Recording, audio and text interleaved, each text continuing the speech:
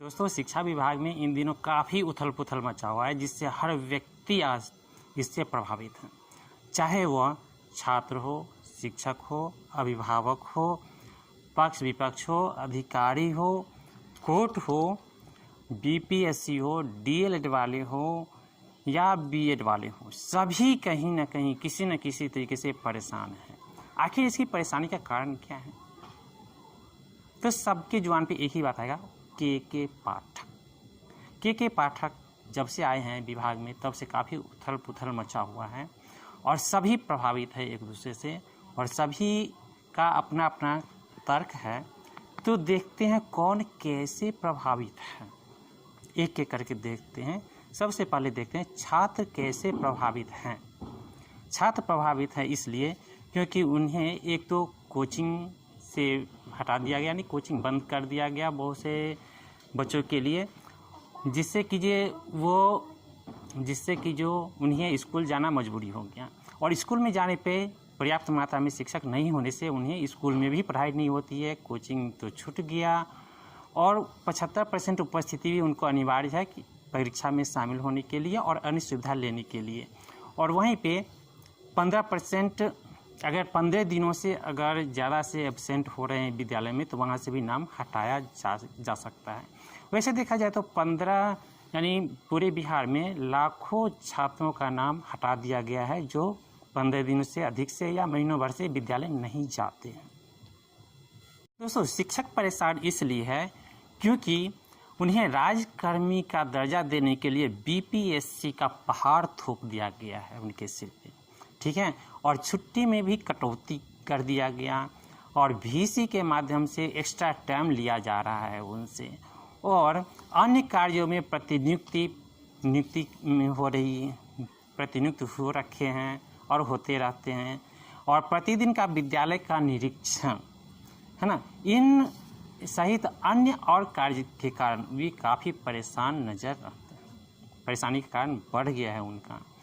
और अभिभावक परेशान होते हैं। अभिभावक इसलिए परेशान होते हैं क्योंकि एक तो 75% बच्चों की उपस्थिति विद्यालयों में, है ना, और बच्चों का सरकारी स्कूल से नाम काट देना, जिससे कि जो कुछ पेरेंट्स जो दोनों जगह पढ़ा रहे थे अपने बच्चों को, है ना, वे परेशान हैं। और कुछ पेरेंट्स देख रहे हैं कि जो सरकारी स्कूल का रवैया ठीक होते जा रहा है, के पाठक जी का रवैये यानी काफ़ी मेहनत के कारण, उनके मेहनत के कारण या उनके कुछ अच्छे डिसीजनों के कारण विद्यालयों में छात्रों की उपस्थिति बढ़ी है, शिक्षकों की उपस्थिति बढ़ी है।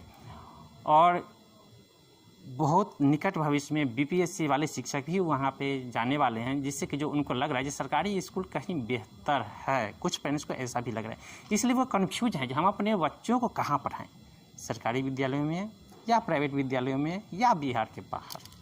तो ये तो उनकी परेशानी हुई है।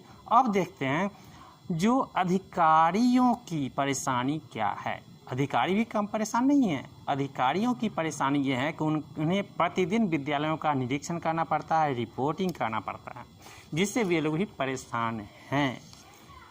और देखते हैं पक्ष विपक्ष कैसे परेशान होते हैं। तो पक्ष विपक्ष परेशान होते हैं वोट बैंक को लेकर के, क्योंकि वोट बैंक उनको शिक्षकों का वोट बैंक दिख रहा है, उनके परिवार का वोट बैंक दिख रहा है, और बीएड डीएलएड वाले कैंडिडेट का भी वोट बैंक दिख रहा है उनको, क्योंकि उनको कई तरीके से परेशान होना पड़ रहा है, चाहे वो कोर्ट के द्वारा। और कोर्ट कैसे परेशान है वो देखते हैं। कोर्ट पर की परेशानी इस तरीके से है कि शिक्षक, सरकार और अभ्यर्थियों के अजीबोगरीब मुकदमों से कोर्ट भी परेशान है, क्योंकि ऐसे मुकदमे जा रहे हैं जिसका कि उम्मीद भी नहीं किया जा सकता।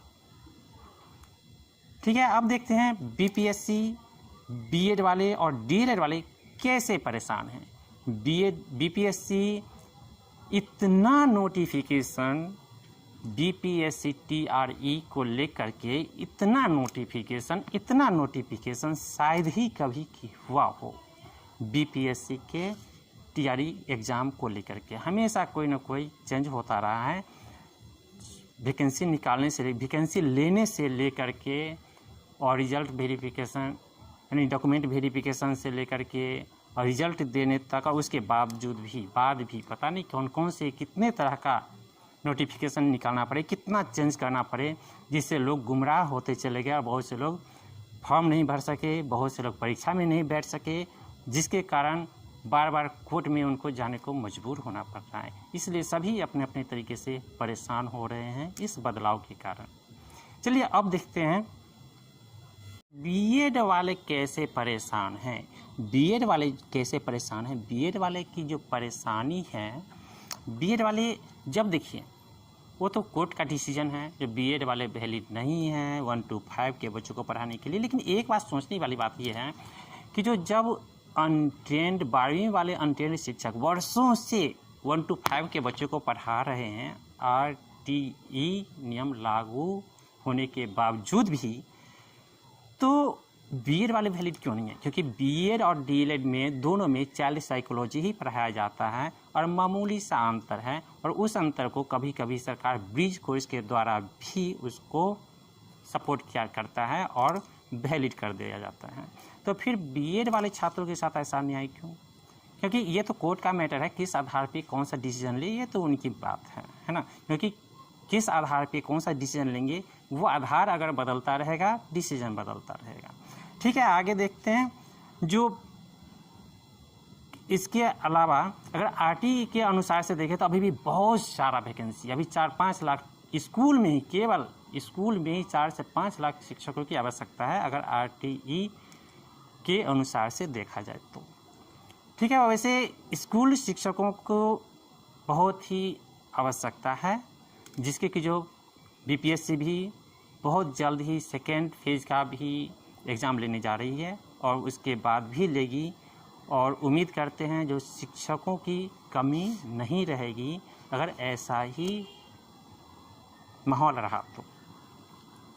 वाले भी कम परेशान नहीं हैं, डीएलएड वालों की परेशानी ये हो रही है क्योंकि जो एनआईओएस से डीएलएड किए हैं, जो एनआईओएस से डीएलएड का कोर्स किए हैं, पता नहीं सरकार कब कौन सा सर्टिफिकेट मांग ले, क्योंकि उन्होंने डीएलएड का कोर्स जो 18 महीने का करवाया गया था उन्हें, डीएलएड एनआईओएस से डीएलएड करने वालों को, क्योंकि वो तो 6 मंथ का जो कोर्स होता है वो तो अपने विद्यालय में पढ़ाते ही हैं, प्रैक्टिकल होता ही है उनका, और 6 मंथ यानी 18 महीने का जो कोर्स था डिस्टेंस से था, और वो भी केवल सैटरडे संडे को ही क्लास प्रोवाइड होता था, जिसका नतीजा है कि जो उसमें कुछ कैंडिडेट इधर उधर भी किए थे, और पता नहीं कौन सा सर्टिफिकेट, स्कूल का सर्टिफिकेट यानी जहाँ से उन्होंने पढ़ाई की है, प्रैक्टिकल किए हैं, जहाँ पे वो पढ़ा चुके हैं, या इंटर का सर्टिफिकेट, या पता नहीं कौन कौन से सर्टिफिकेट मांग सकते हैं, ये डॉक्यूमेंट वेरिफिकेशन में, या बीएड वाले कहीं कोर्ट में जाकर के फिर कोई न पेश डाल दे, कई तरह की समस्याएं उनके मन में भी चल रही हैं। तो आखिर इन सभी समस्याओं का समाधान आने वाले समय में शिक्षा विभाग में बहुत जल्द उम्मीद करते हैं जो मिल जाएगा, और सभी को शांति मिलेगी। ये जो तूफान मचा हुआ है शिक्षा विभाग में, ये तूफान उम्मीद करते हैं बहुत ही जल्द थम जाएगा। जैसे ही शिक्षकों की नियुक्ति होने लगेगी, होती रहेगी, और वैसे ही तूफान भी धीरे धीरे शांत हो जाएगा। Thank you. ये वीडियो कैसा लगा उम्मीद करते हैं कमेंट करके ज़रूर बताएंगे। थैंक यू, मिलते हैं नेक्स्ट वीडियो।